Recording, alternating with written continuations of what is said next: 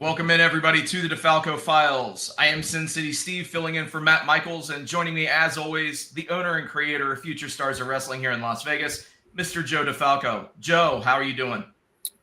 Doing all right. Had to get up early today. Had to open up the facility. They're doing a shoot with Rey Mysterio at noon, so I had to get there at 8 in the morning for them to open up so they can start setting everything up. So that's going to be an all day thing. So I'll probably pop in there later, say hello to Ray, thank him for the generous gift for the Chris Bay show. So, Ray, super nice guy.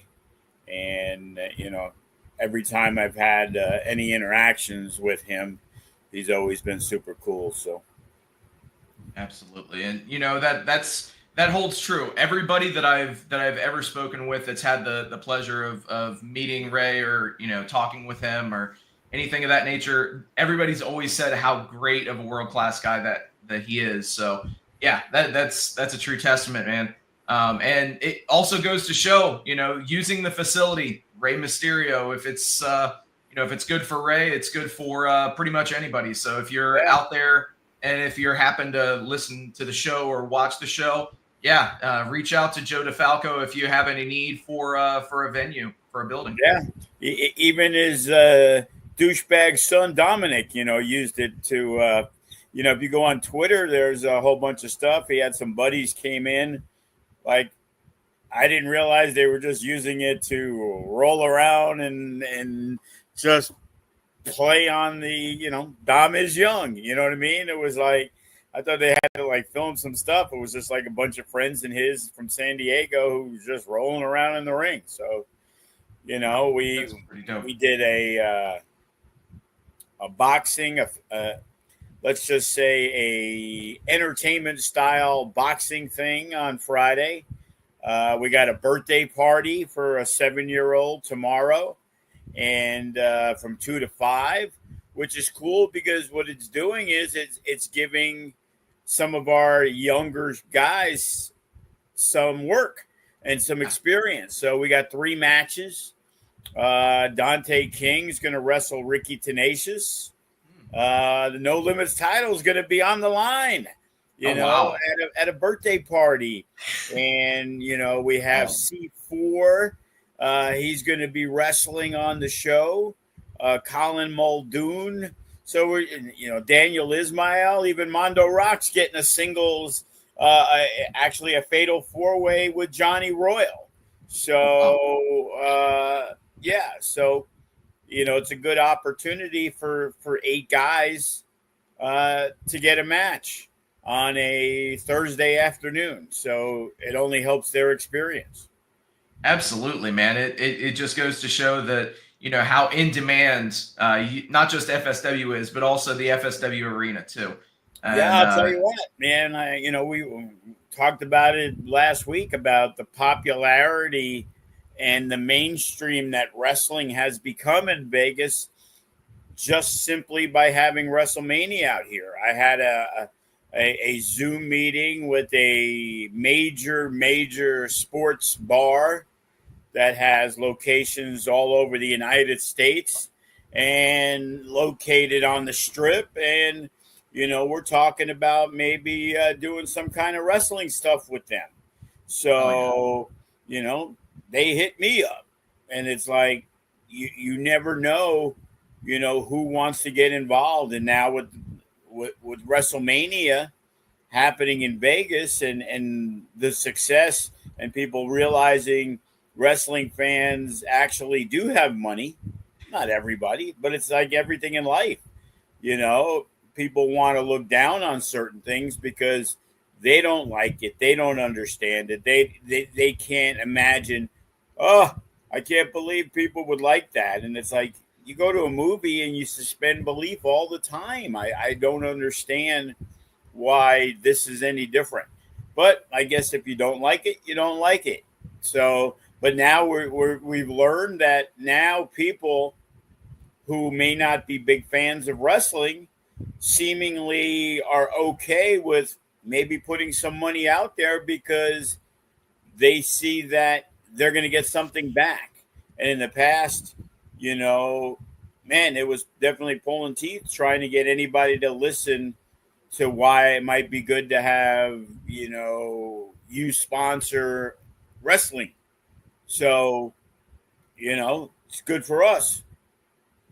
Oh yeah, absolutely, man. And speaking of the arena, speaking of FSW, let's dive into it. Let's talk about Scars and Stripes this past weekend. Obviously, you see right there at the top, it was headlined by the G Sharp State of Address.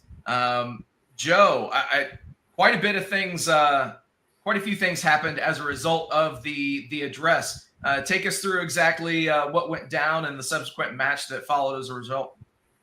Well, I'm going to go back a little bit in time because I didn't realize it till a couple of weeks ago that after Gregory Sharp or G Sharp won the heavyweight championship at the Silverton, I didn't realize he addressed all the FSW talent and the students immediately after the show.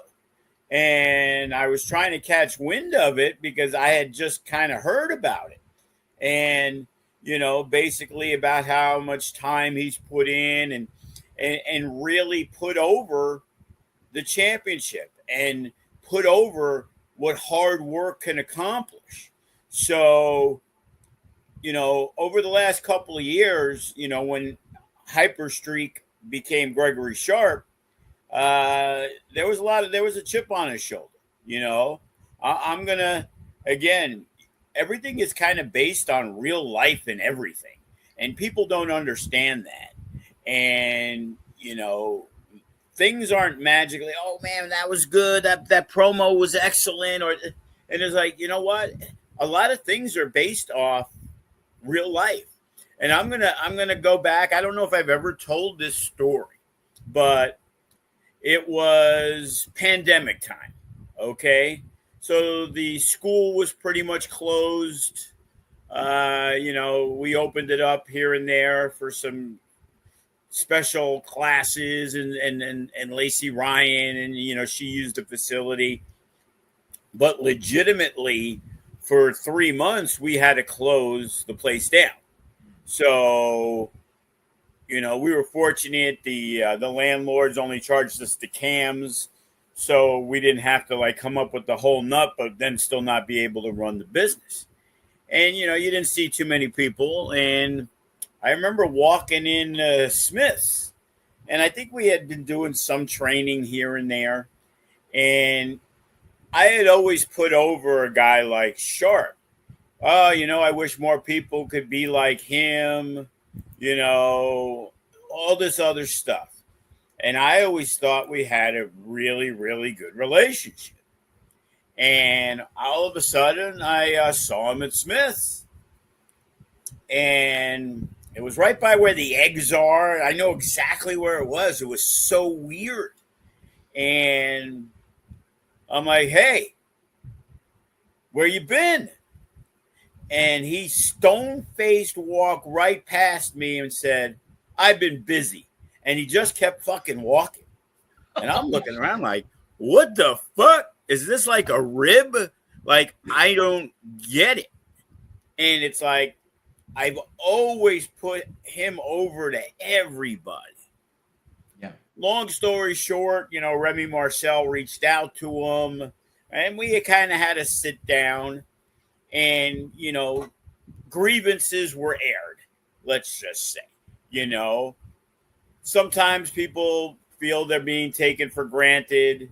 I always appreciated everything he had done. There wasn't a trainer there. He would step up and he would run the class. And it was like, but when we continued the story of Hyperstreak, it's legitimate that he had never won a championship. And he felt, maybe rightfully so, that there was always these flavors of the month, that they'd come in, maybe not put in all that work, but they'd get hot, the crowd be behind them, whatever it was, that they would bypass him. But he also didn't understand the other side. the thing about Greg was, what's his nickname? The World Traveler. Because that's what he was. So a lot of times he was in, he was out. He was in, he was out. So on my end, it was hard to build storylines. It was hard to count on him being there at all times, because it'd be like, hey, he'd go into the office and he's like, hey, I'm going to be hitchhiking across America and I'm going to be wrestling it all over the place. And it's like, how wise is it, Greg, to be going down to Mississippi and Arkansas hitchhiking, in the middle where you don't know a bunch of people? You got a concern for him. Or, hey, he's going to Korea. Oh, hey, he's going to China. So there was a lot on my end that maybe I could have did better. And there was a lot on his end that he now kind of understood where I was in that. And we came to a more understanding of things. Because to me, he was always a top tier guy. You know what I mean? And he felt that he wasn't being treated that way. And, we discussed everything from the hyperstreak thing. I wasn't a big fan of it. It was like, well, yeah, you're running around. You're really good on a microphone. You have really good facials. And you're a really good worker. Well, Hyperstreak has no facials. Hyperstreak doesn't really talk on a microphone. And Hyperstreak just wrestles like Gregory Sharp. So I'm not, and I get it. He was going to Mexico and he wanted to have the mask gimmick. So there was a lot of things that coincided with him not being a champion. And then after those conversations, we had a tournament where the finals was a newly turned heel Remy Marcel versus the ever popular Hyperstreak. And we did a Nevada State Championship tournament. And in the finals, during the pandemic, where we were only allowed like 50 fans, we did the show at the FSW Arena. And everything was the buildup of he's never won a championship.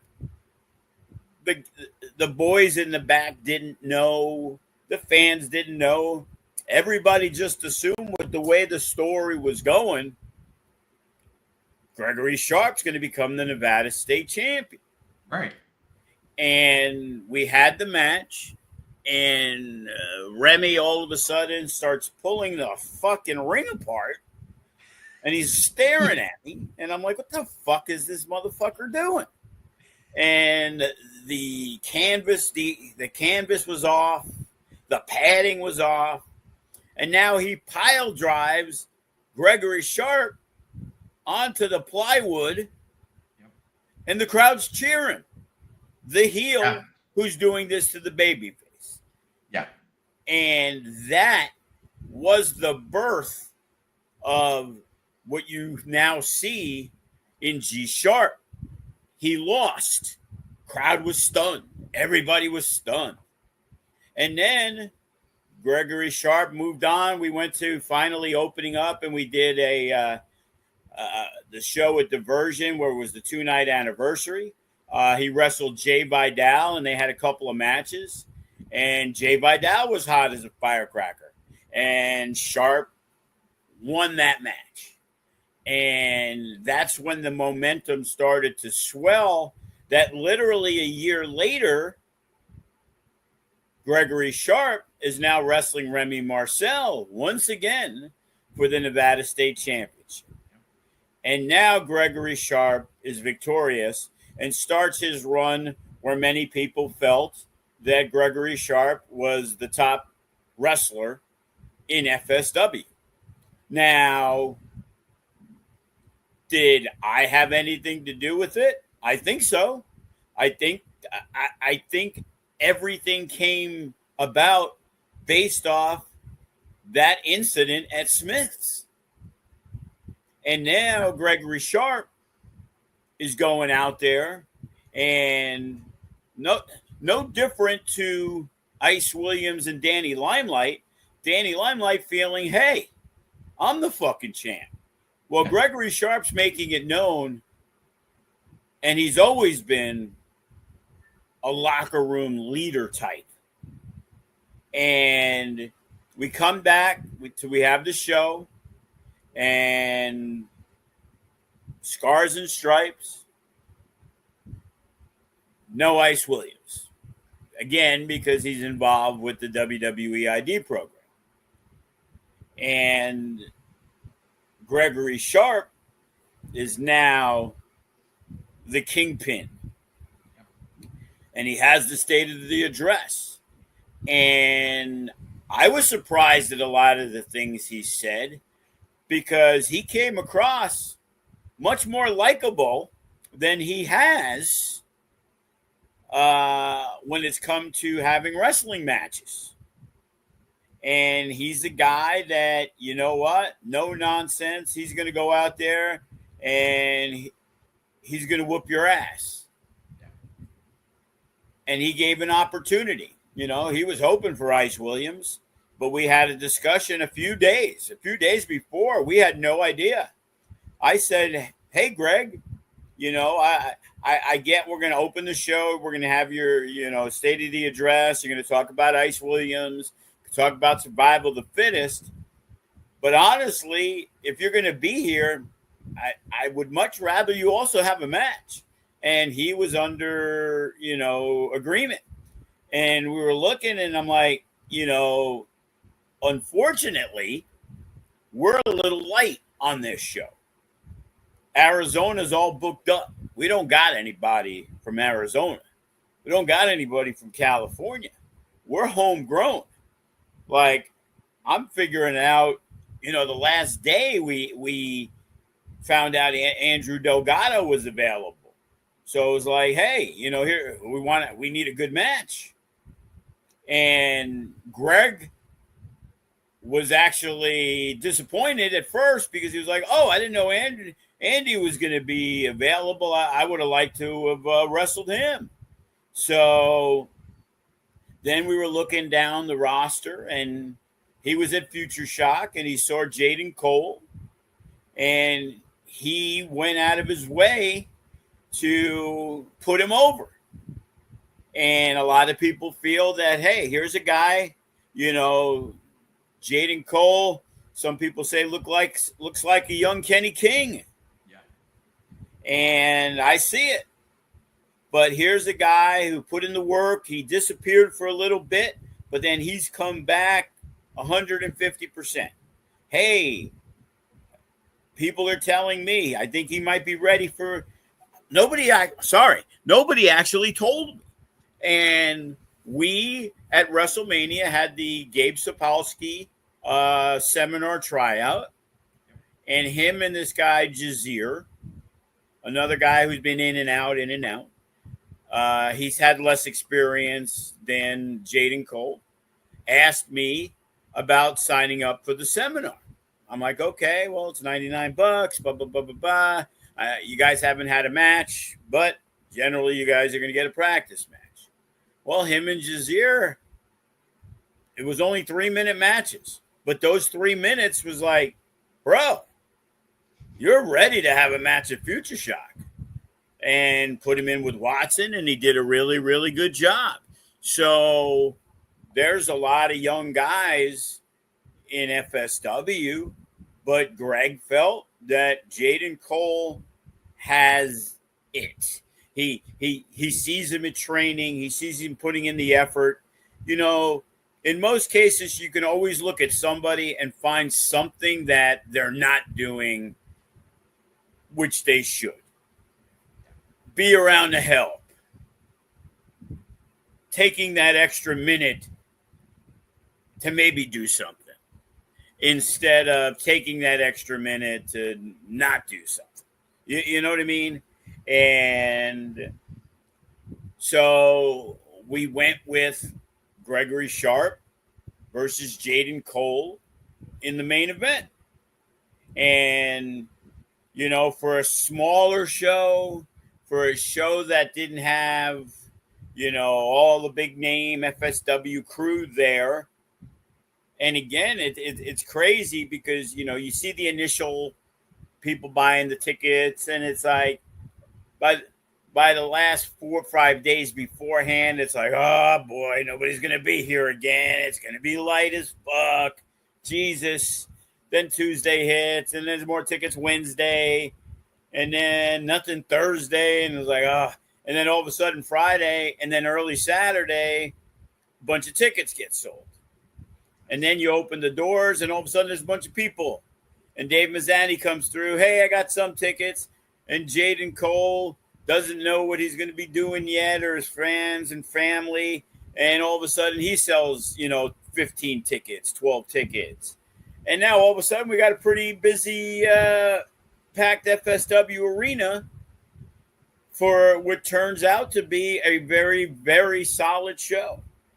But Gregory Sharp set the tone, started the show, ended the show.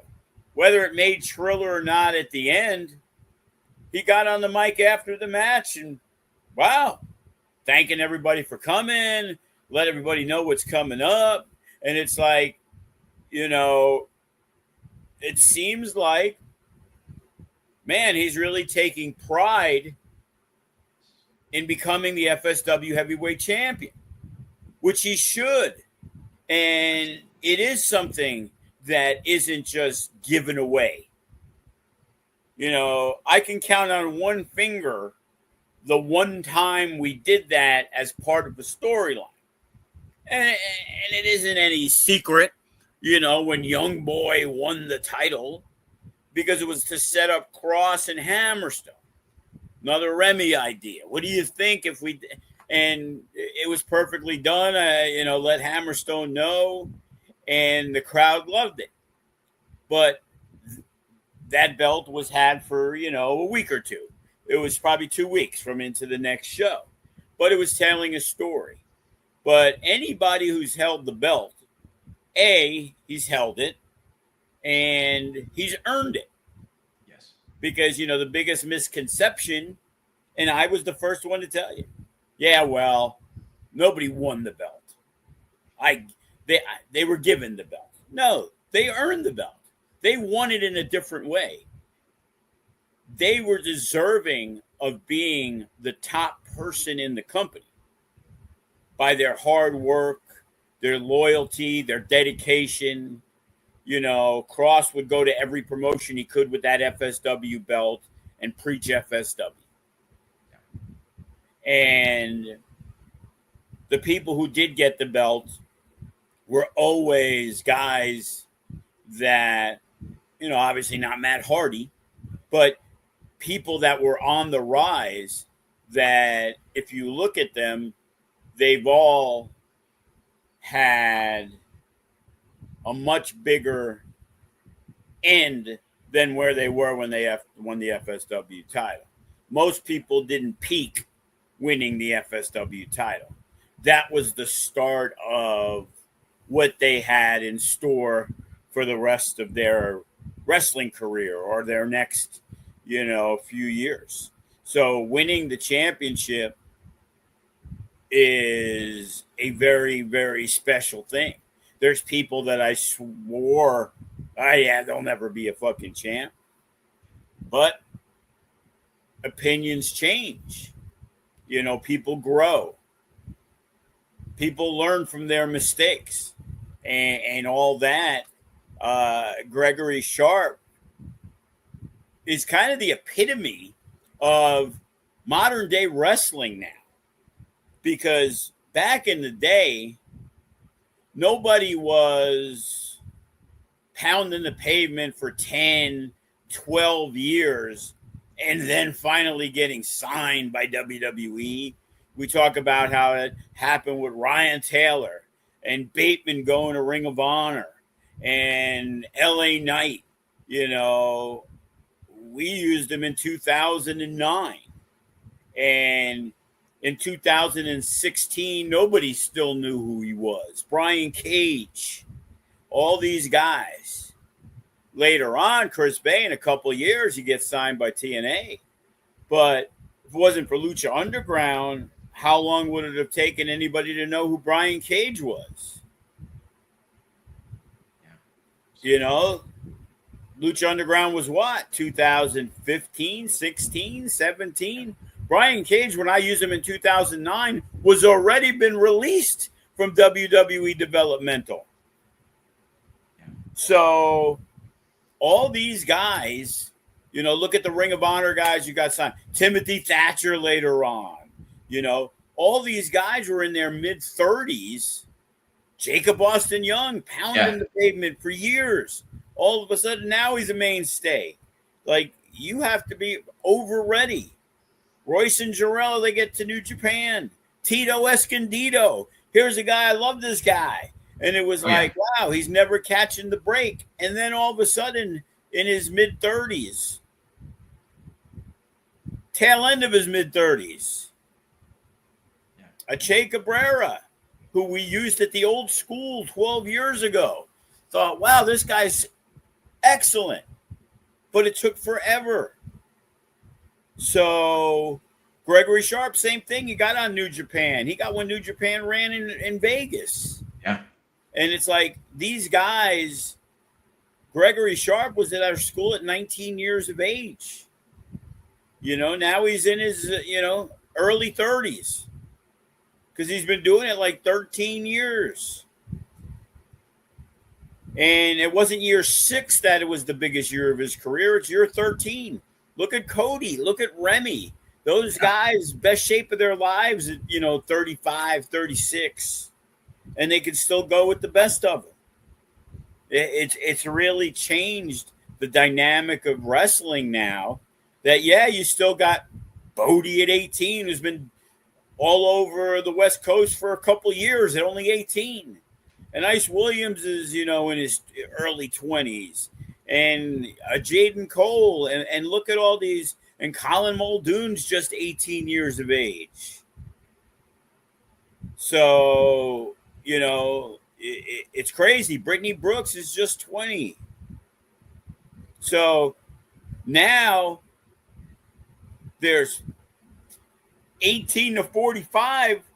That's why there's so much wrestling talent out there that I could not use 15 of my FSW talent and the card will still be star-studded.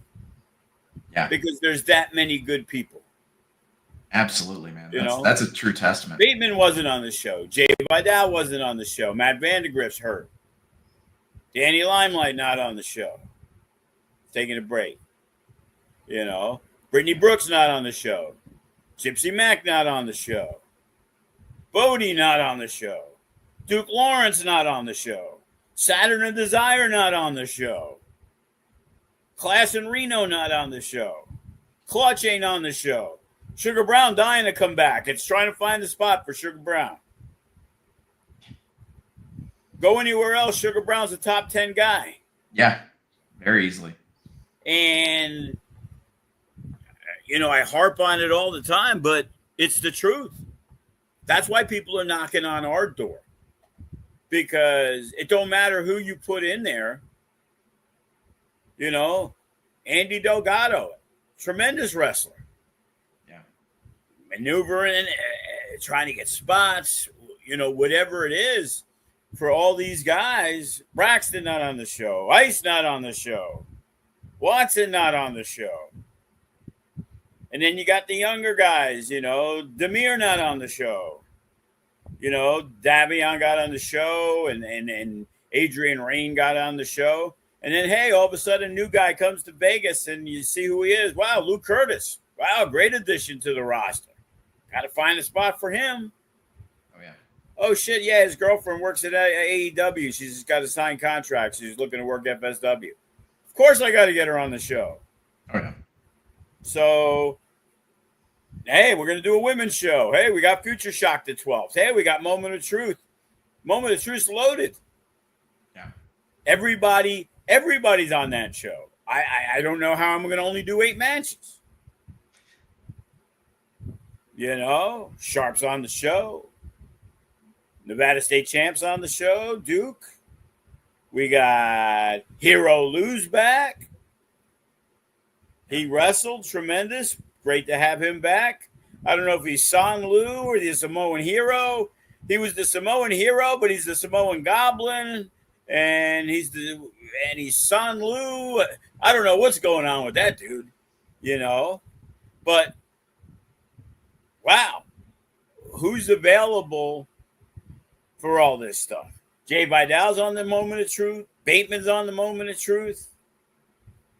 Brittany Brooks, Gypsy Mac, all the people we said that weren't on the last show. Dante King, Braxton, Watson. So the tag team champions, since it's also my birthday, it's Ricky Tenacious's birthday. So I'm going to be a nice guy and give Ricky Tenacious a tag team title match with his partner Brandon G for his birthday. That's awesome. So that's awesome, that match is already set. It's signed, sealed, and delivered. Another match that we can announce, Hero Lou, who's made a lot of enemies in the MK Army, is going to go one-on-one with Kevin Koa. Oh, wow. And Duke Lawrence is in the building. So there's a good chance he's wrestling. Bodie's in the building. Remy's in the building. Maserati's in the building. Yeah, absolutely. We're gonna have to have another 40-man battle royal just to get everybody in. Just so that everybody gets on the card, man. It really goes to show, just kind of putting a pin into what you had mentioned earlier with G Sharp and a lot of these guys. It really does show that hard work, determination, loyalty, and just putting in the time, everything works itself out in the end. If that hard work and determination is there, and especially that loyalty is there. But one thing that I do want to briefly touch on, I know we just talked about Moment of Truth, but with Scars and Stripes, there was a bit of controversy in the No Limits title match, as the referee counted both Andrew Delgado and Dante King's shoulders down for the count. Where do we go from here with that, and what's the fallout?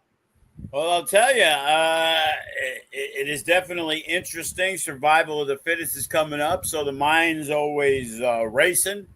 Many people feel Braxton didn't take the pin in the triple threat match, so that kind of keeps him viable as a number one contender. And despite the fact that Andy got pinned, he also pinned the No Limits champion. Right. It was a double pin. So both, that it is what it is. It's a double pin. So and Andrew Delgado, he kind of rises up. So, at Moment of Truth, I don't know. Maybe Andrew Delgado wrestles Braxton. And we do something with the winner at Survival of the Fittest. But the good news is, we are 3.5 weeks away from that show. And a lot of times we're like right under the gun.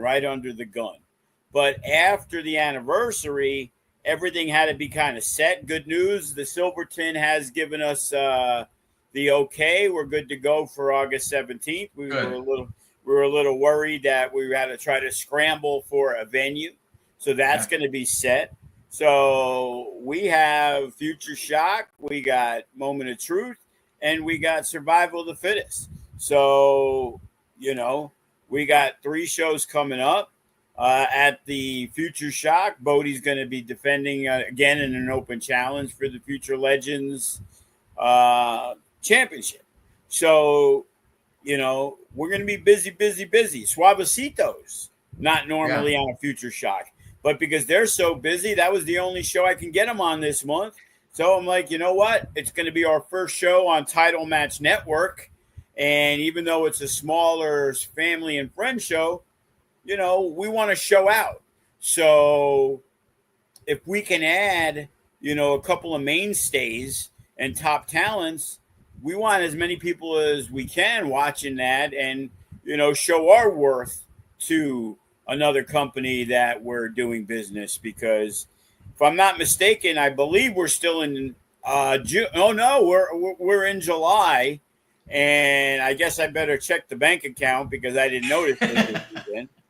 But we're now another month into what we need to be paid for on Triller TV. Oh, jeez. And yeah, hey, thanks for reaching out. Well, that's fucking great. I reached out. You told me by the end of June.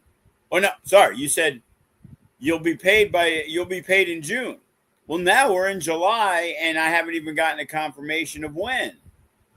And it's like, I see House of Glory in Texas over there, and TNA's got their pay-per-view over there, and Maple Leaf Pro. And you're going to tell me you're not going to pay Scott D'Amore? You're just going to say, I'll catch you next month? So if I'm a valuable cog, because we run a lot of shows, we help drive people to Triller. People go to Triller because they can watch a lot of programming. Well, we give you 40, 50 shows a year. That's a lot of programming. GCW by and far, no doubt. All the other stuff, well, that's great that TNA's there, but you got to pay $40 for the pay-per-view. But for your Triller Plus at $8 a month, GCW leads the way by far. But, love Sami Callihan and Revolver, but they run every 5 weeks. Right. So, when people want content, we're going to give it to you. There's months that we run 3 shows. We did a collective. We do a lot of other things. So now it's time to branch out and, see if the grass is greener. You brought that upon me because I really had no choice in it. And you talk a good game, but bottom line is this is my money. Yeah. And you're messing with my money. It's like I have to wait after I do a show. Like today, I'm going to go pick up the check from Silverton for a show we did 3 weeks ago. Wow, that's a long time to me, 3 weeks. Imagine not being paid for January. Exactly. And February and March and April and May, and now June hits. And I know I wouldn't get June's money, but now that's 6 months worth of shows. Right. Like you said, well, we got to do the 90-day thing. So even though it was June when we had the conversation, I wasn't getting paid for April. You were paying me for January, February, and March, and I still wasn't going to get April and June. Well, now it's July. Am I getting April, or do I still got to wait 3 more months? So, decisions have to be made on our end, and we're going to see how this Title Match Network does. They have a lot of wrestling on there too. Yeah. They have Reality of Wrestling. Booker T, he's there. Booker T's trying to make money. I've seen what it is. We sent some stuff over and we were paid. What a concept. And it's like the newer stuff. He was like, hey, we got to wait till July. And it's like, oh, the nerve of you. That's 10 days away. Right. And it's like these other guys are just like, okay, yeah, great. Everybody is paid that $10 a month in Triller. How many people paid for the year? I'm subscribed. They don't give me nothing for free. I had to send them. They have to renew $70 because we need to have it. Yeah. So we could check when we're on the feed and all the other stuff. But as a wrestling fan, oh shit, there's a cool wrestling show. It's the best deal in town. They got so many people there. It's a shame that they are internally destroying it. Yeah. They better get their act together. That's insane to me that, it's like you said, it's July and you still haven't been paid for, the shows that you did in January. Like that's just unfathomable. I don't know how. I've already announced to Title Match the August 31st. They really cater toward the women's shows. So August 31st, we are going to do the FSW women's show on Title Match Network. Yeah. And that's August 31st. August 17th, there's no guarantee where we're doing that show right now. Because by another 2 weeks, if we're still not being paid for January, why would I take a high profile show? Like, I get it. Future Shock ain't going to make huge money. I understand that. But if we're going to make money, Survival of the Fittest will be the highest watched, viewed show, which means the more income for it. It ain't going to be huge, but it'll still be more than the other stuff. You know, it might be more than Future Shock and Moment of Truth combined. Might not, but it has a good possibility. More people watch those events.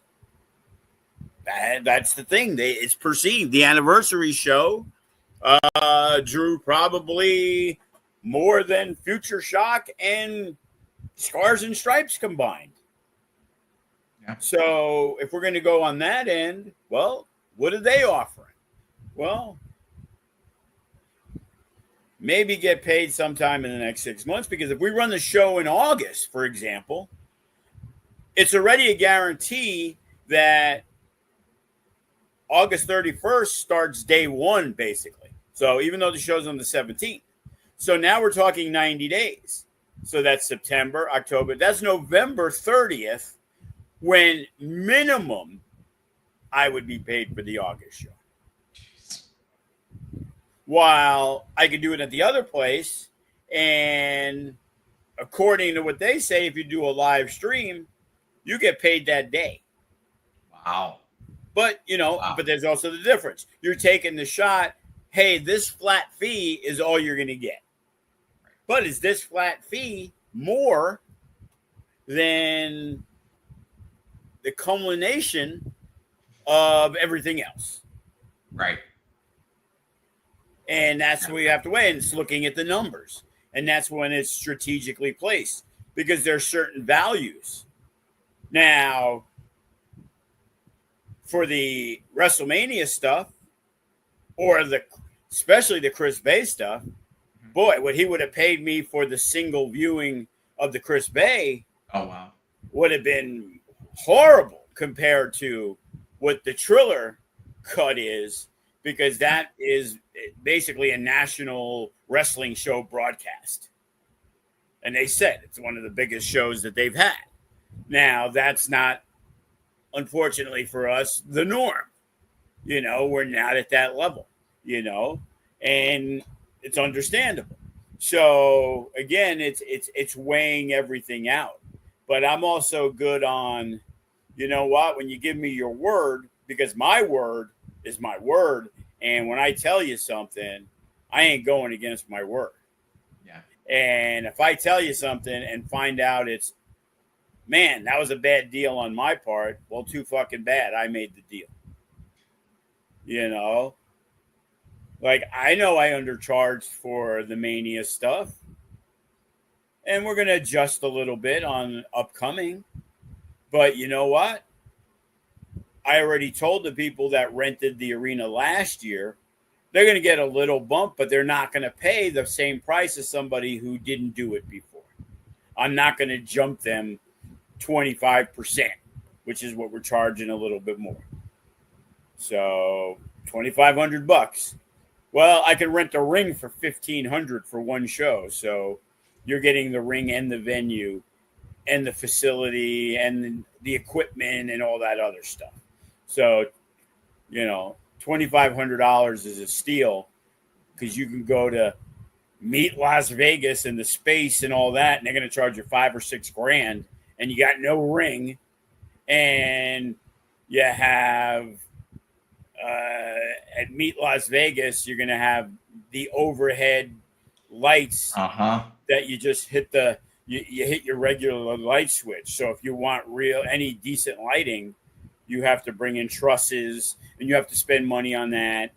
And even the sound, if I remember correctly, at Meet Las Vegas,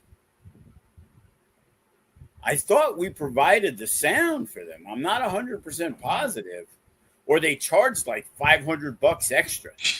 And the sound equipment was like a shitty cordless mic. And it was like, wow. So you're paying. Yeah. Here you got a built-in venue, you got a built-in fan base that already could come to the shows. If you people are smart, last year they weren't because of a couple companies.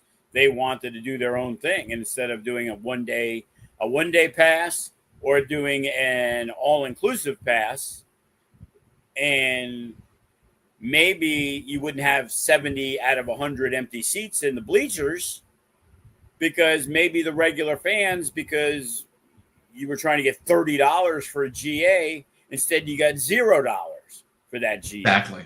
So, do a fair price of $25 for one ticket. And then if you do the all-inclusive pack, maybe it only breaks down to $17 a ticket or $15 a ticket. Well, you're getting $15 a ticket maybe from 30 more people or 20 more people. Even if it's 20 more people, that's $300. That is very important on a show that might draw 60 or 120 people on WrestleMania weekend. Yeah, absolutely, man.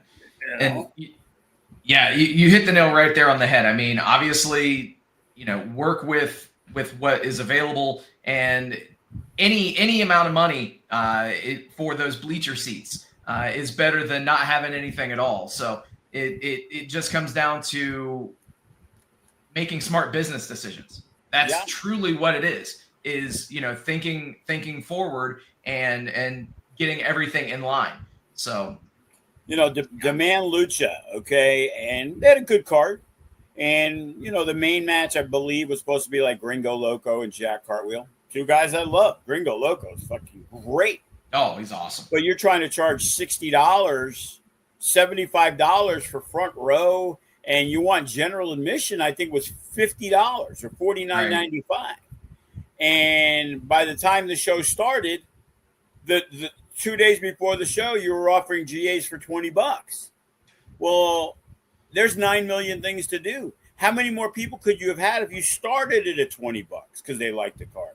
By the time the week of WrestleMania on Monday or Tuesday, people have made their decisions because there was 100 things to do the day you were running a show and the time you were running.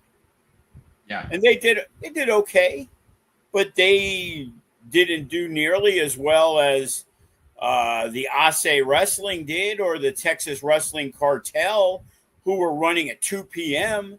So they had to get the word out. They weren't a local company. They weren't anybody. They were just like Demand Lucha. They were coming from Canada. These guys were coming from Texas. They put together a solid card, but they offered affordable prices. Yeah. Because if you think you were coming to Vegas and you were going to make thousands of dollars on an independent wrestling card headlined by Cartwheel versus Gringo Loco, I would say you were Toronto Loco. It's like, yeah, good solid wrestlers, but Cartwheel was on the ID show at the GCW. He was probably on 4 GCW shows. Gringo Loco was probably on 4 GCW shows. They weren't charging $50 for general admission at the Palms. No. Who are you to charge $50? That's cool. You get to meet the Barbarian and the Warlord, but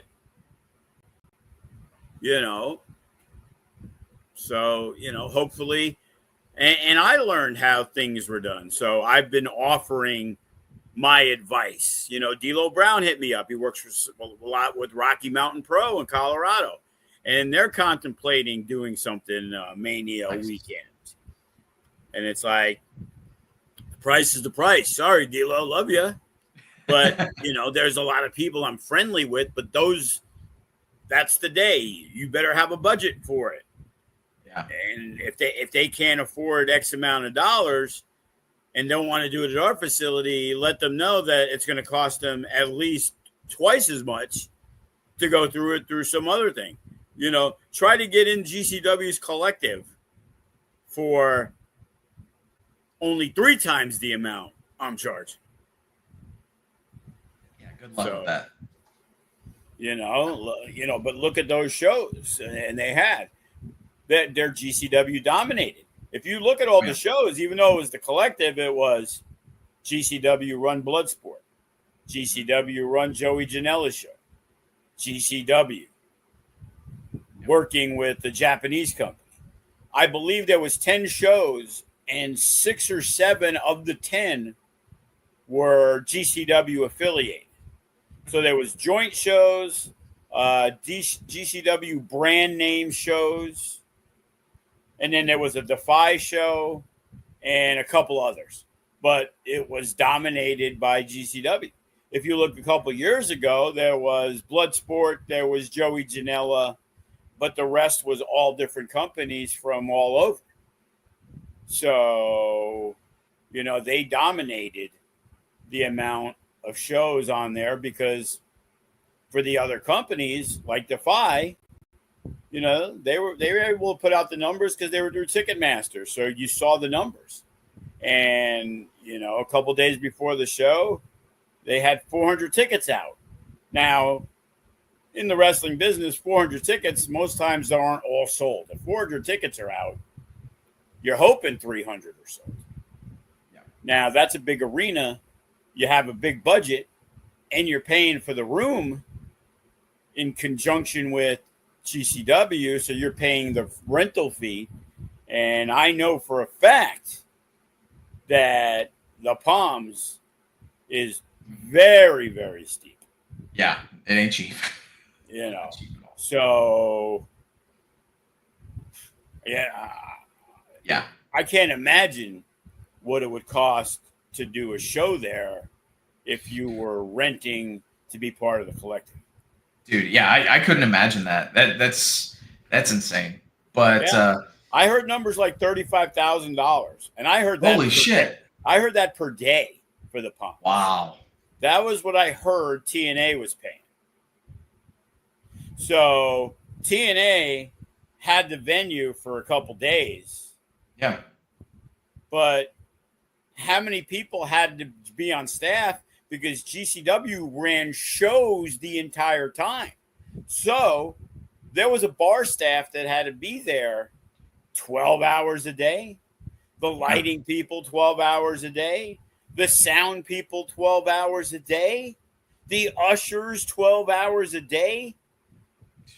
All day Wednesday, all day Thursday, all day Friday. Well, maybe not all day Wednesday. Okay. But at least 2 of those days, Thursday and Friday, there were shows from 11 a.m. Shit. It was longer than that because. Yeah. There were shows that started at midnight.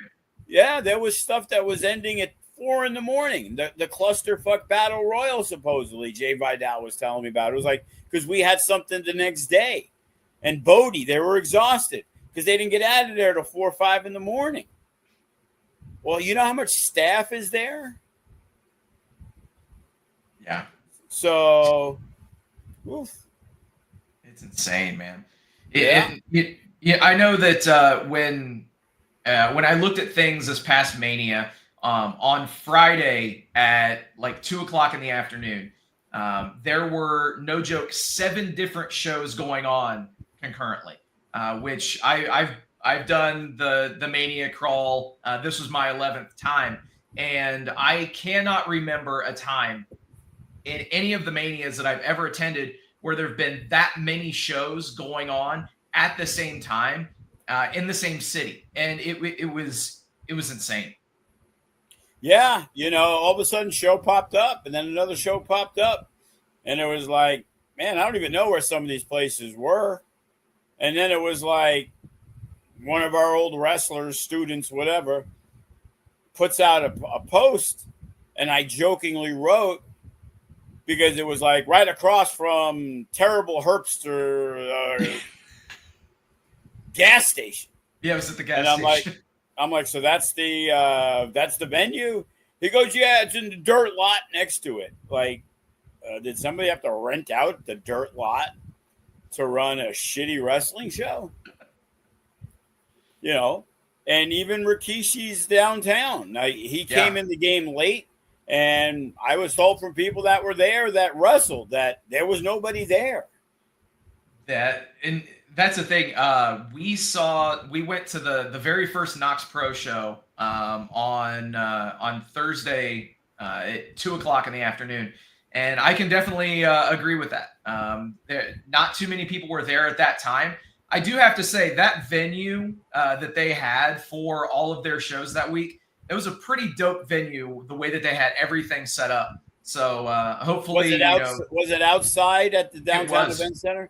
Because they used to have a tent, but they took the tent down, from what I understand. Because we had talked with them when I was talking with my guy Jeff from Tough Enough, and we were looking to do something there because the outdoor venue is just so big. Yeah, you know, that's where they host like Super Bowl parties and have big concerts and things like that. So, but how bad does it look when it's that big and there's 20 people there? Right, exactly. So. It's crazy, man. And, kind of pivoting a bit, of course, let's talk about another show that happened this past week with some local ties to it. Night of Champions went down in Riyadh, Saudi Arabia. And let's talk for just a minute about a title change involving one of FSW's own, Solo Sikoa, picking up the WWE United States Championship.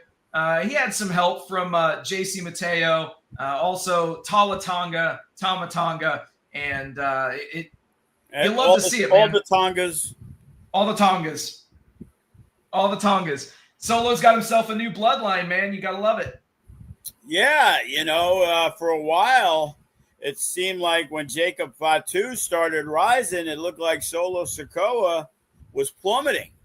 And it seemed like they were unsure what they were going to do. And now they kind of added a lot more comedy and personality to his game, which I guess thankfully so, because, people want to believe sometimes, he beat John Cena, I believe, in Saudi Arabia a couple years ago. Yeah. But there was a crazy stat that after that, he was like 1-40 or something like that. Dude, yeah. And it was like, wow. So you beat John Cena and then you buried him. Like, wow. Usually that should be the catapult to something huge. And, you always knew he was going to lose to, say, Roman Reigns and things like that. But, man, like, you want to talk about a roller coaster. Now Solo's got the new bloodline, and it's going to be interesting to see where they go because, with Roman Reigns coming back, and then is he involved with Jacob Fatu and his crew? And does that mean maybe the stamp for WrestleMania is maybe The Rock comes in and aligns with Solo Sikoa, because that could be the boost that group needs. Because Jeff Cobb's new to the FSW fan base. Hikuleo is new. The Tongas, they're going to need something to not be just lumped in. They're going to feud with the Wyatt Six. Those guys are up and down. So it's going to be interesting to see. It's kind of tough because all these guys, whether it was Jacob Fatu or whether it's Solo Sikoa, these guys are always involved in regular tag, 6-man tag, 8-man tag. It doesn't seem there's a lot of room for singles matches when these guys are at play. So, and now SmackDown's moving, I believe, this week to 2 hours. Yes. So now there's even less time. And now they're still trying to get over the whole Wyatts and the 17 tag teams that they got with, Ciampa and Gargano and the Motor City Machine Guns and Private Party. I mean, the other guys, the ones that have the belts now. The Street Profits. Street Profits, Private Party, Street Party, Private Practice. I don't know, whatever that's called. Whatever. But they got all that going on. So I'll tell you what. Yeah, I know what it's like to have a lot of people and you're trying to squeeze them on a show. WWE, it's tougher because you're SmackDown. So it ain't like, hey, I could just move you to Raw. So generally, what they got is what they got. And they could make 1 2 hour SmackDown and the whole bloodline's on the entire show, and that's it. Yeah. So, it's kind of hard, talk about writing, like on Monday Night Raw. And it's like, if I'm not mistaken, I didn't see all of it, but Cross wasn't on at all, was he? No. Yeah, I didn't think so. So it's like, well, that's interesting. So not only does he lose, he doesn't even get like any comeuppance.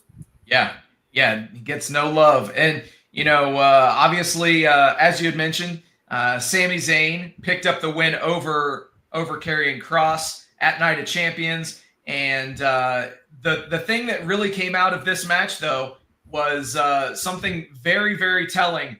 The crowd reaction continues to blow up for Karrion Kross. Here's the tweet that he posted out immediately after the match. Didn't ask for shortcuts, didn't ask for favors. We just showed up every time, staying ready, even when no one was watching. Saudi Arabia, you saw it, you felt it, and that means more than you know. To the rest of the world watching, with your never-ending support, thank you for reminding us who this is really for.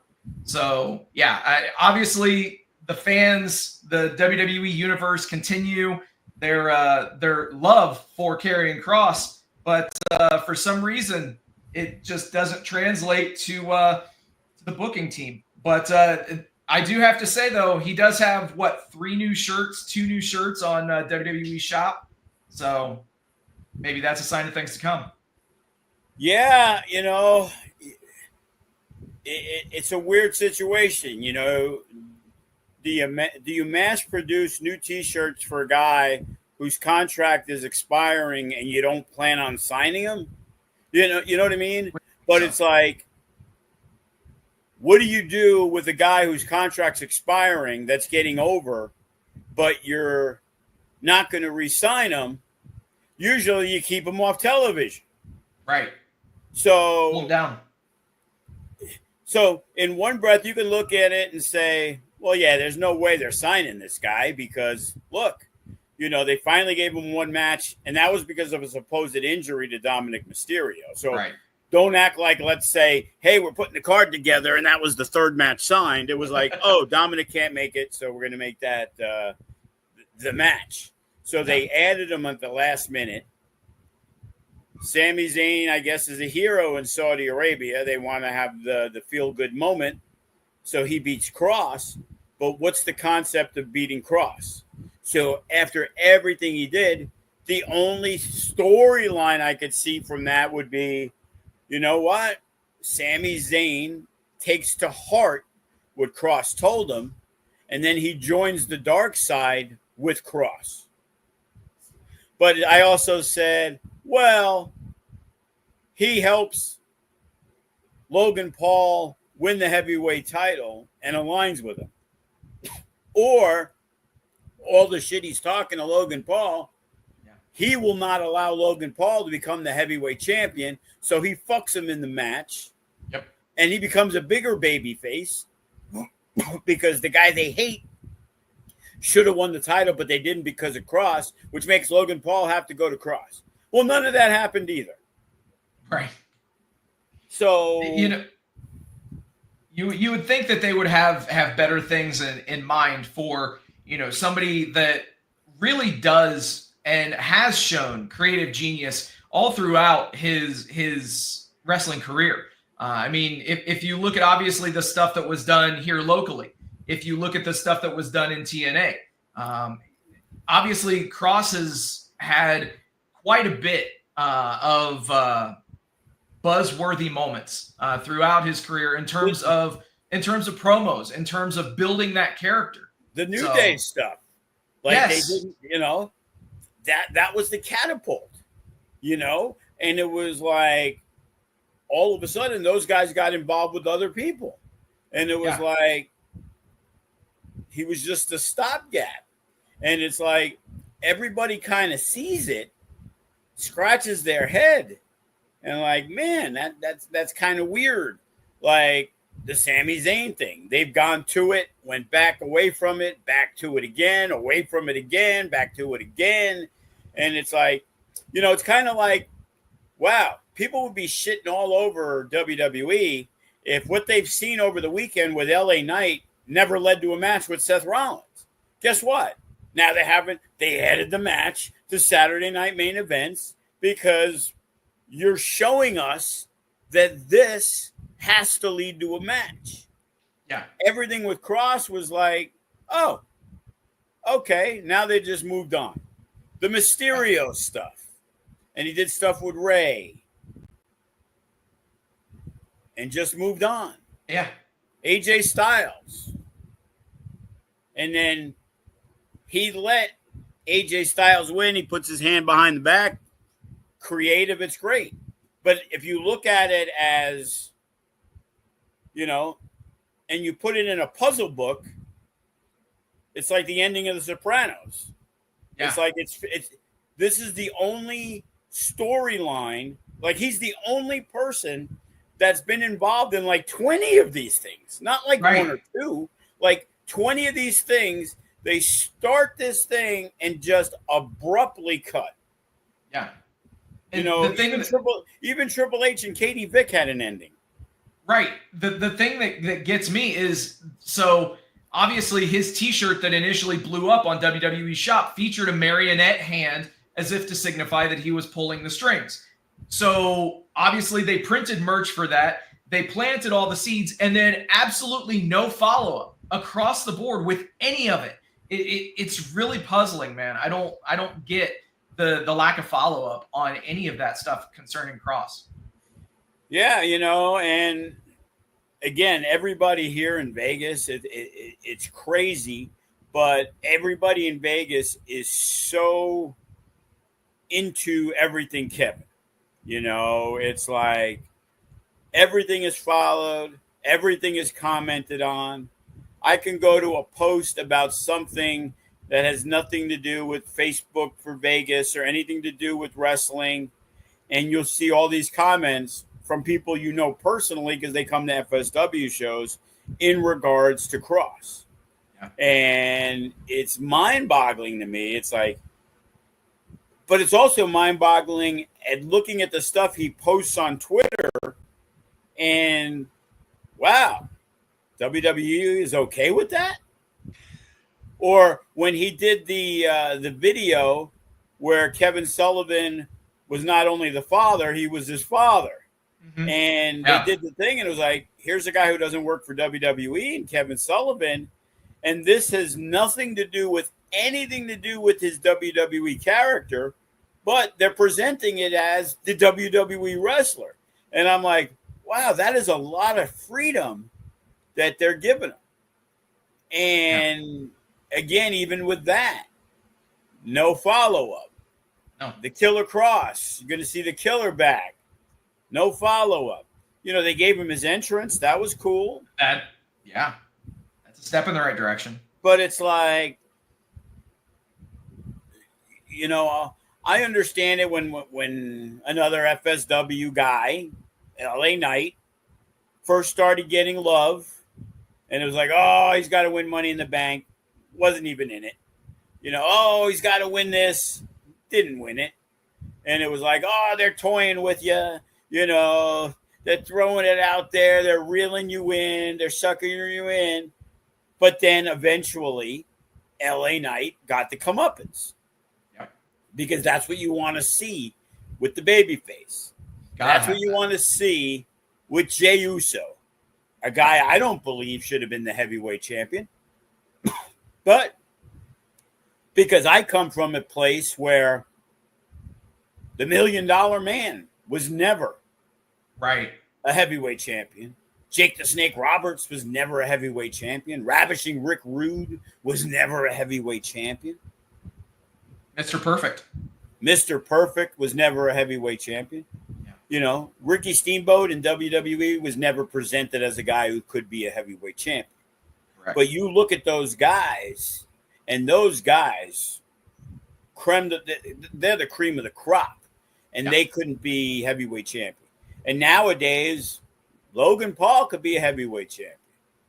And I guess, Jey Uso could be a heavyweight champion. Finn Balor was a heavyweight champion. And, it was cool and everything, but it's like right now I look at, CM Punk could be a heavyweight champion. Drew McIntyre could be a heavyweight champion. Has been. I think he should be again. I think he's doing his best work as a heel. Yes.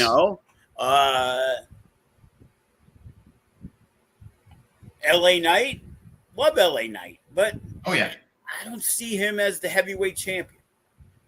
Great on the mic, but you technically going to want a guy who's going to be able to go 30 minutes flawlessly. And I watched a lot of Jey Uso stuff when he's not in the tag. There was nothing that stood out to me. Whether you like Gunther or you don't like Gunther, you look at him and he's an anomaly. He's an anomaly. He does certain things, and I'll be shocked. I'll be honest with you. From when I remember first seeing him, the big out of shape guy and who could wrestle, but now he's tremendous on the microphone. Absolutely. He makes his points precise, but he has a different way of talking than a lot of other people. CM Punk's comes naturally. He knows what to say, when to say it. It's like Paul Heyman. No matter what he says, it's poetry in motion. That guy's fantastic. And Jey Uso don't have that. It's nice to have the catchphrase and all the other things. But that's a transitional champion if there ever was a word. And to put it right back on Gunther, I get it for the Goldberg thing, but it's like, are we really going to make Goldberg win and then he's going to relinquish the title and then we're going to have a tournament? I don't know. I guess that's a possibility. But like the King of the Ring, that was horrible to me. Horrible. So the King of the Ring, it's always been where, man, this is going to be something that's going to make somebody a star. Steve Austin was made a star. Yeah. And in the finals was Jake the Snake, which was the redemption story. Yeah. You got Cody Rhodes and Randy Orton. Are you fucking kidding? Really? And Cody Rhodes wins the King of the Ring to earn a title shot? Cody Rhodes should automatically get a title shot whenever he wants. Right. It's like he didn't need it. Bastardized the King of the Ring. And it's like, and the finish was terrible. And it's like, we got to protect everybody. Nobody could win to just win. And there's like, and then Cody, and then CM Punk's got to lose to, I get it. But, it's beyond me. It's like, I'm not digging the matches at all. I watched a lot of that show, and I don't watch a lot. I'll be the first to admit it. Because Monday Night Raw is on Netflix now. Yeah. If I'm home, of course I'm going to watch it. And I'm going to see stuff, and I'm going to be like, yeah, that did nothing for me. I didn't see the Fatu match, read everything about it, which is usually good because when you read about it, it's usually far more interesting than the actual match. Yeah.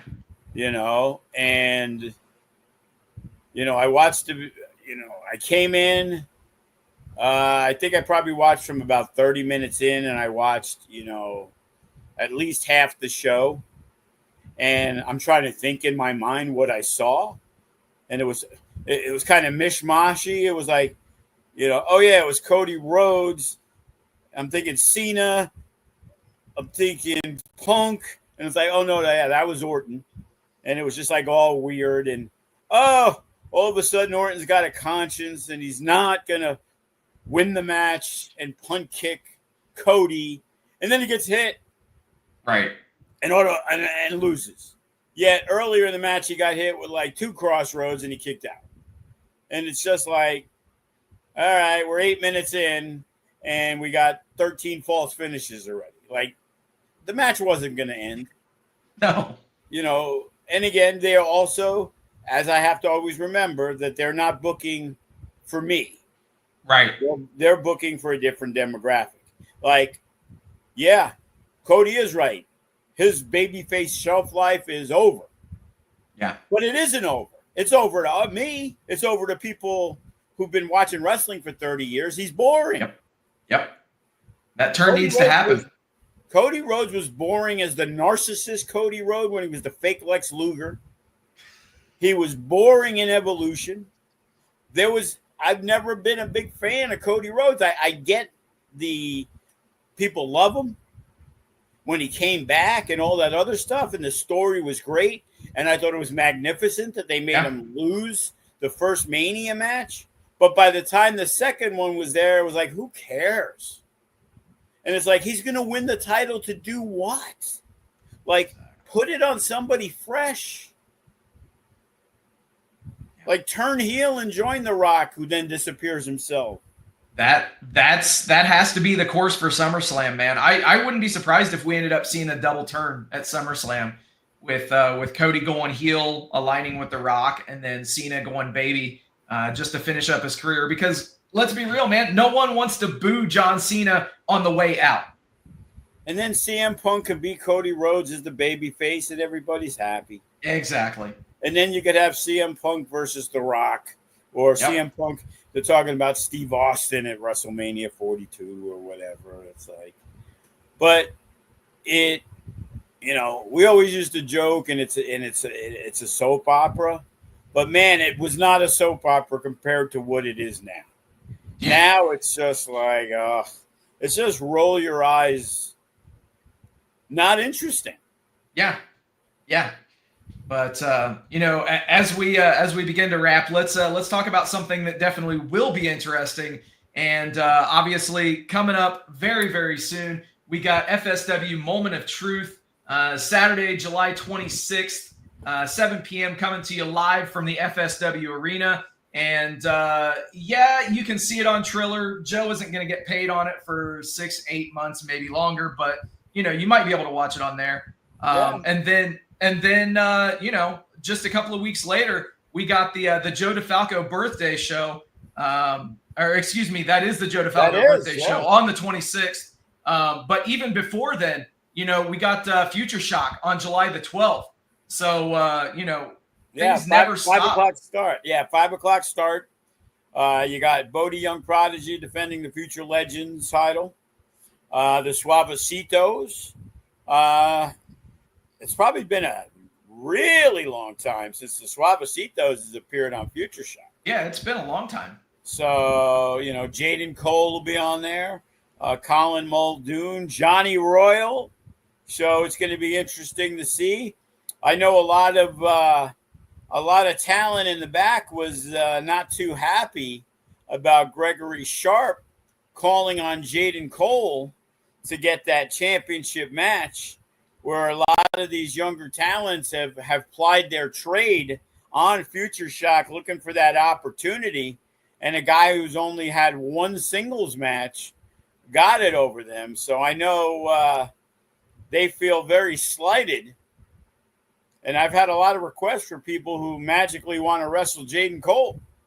Yeah, I can imagine, man. Like that was one hell of a way to really introduce him to the audience. Obviously, it that goes a long way, not just in his visibility, but also having somebody like G Sharp kind of tee him up for the audience too. That's massive, man. Someone of that stature acknowledging you. Here's a guy who many consider the hardest working guy in FSW, and he's putting the thumb of approval on you. Yeah. You got some, not only do you got something to live up to, but you now have a target on your back. Yeah. Because it's like, well, if I could take out this guy, that could make me that top future dog. Exactly. And you know, let's be real. Once that day comes, then obviously we can call this long-term storytelling, and obviously everything will work itself out. Absolutely. So again, just a couple of weeks away, we got Future Shock coming up on July the 12th, 5 p.m. start time. And then Moment of Truth, as we mentioned, the Joe DeFalco birthday show, July the 26th. And looking even further ahead beyond that, we got Survival of the Fittest coming up soon as well. So it never stops, man. It just keeps on rolling. That's August 17th. And then we got August 31st, the Future Stars of Women's Wrestling. So, yeah, man. So definitely it's going to be a hot summer. And stay tuned. Obviously, we'll be right back here next week for more DeFalco Files. And, we're going to be bringing the truth to you every week here. And until next time, guys, we will see you in the next episode. And I know you love this song, Joe. So let's go ahead and play it out, right? Bring it home. For Joe DeFalco, I'm Sin City Steve. We'll see you next week. Rising stars, forged in fire, future legends.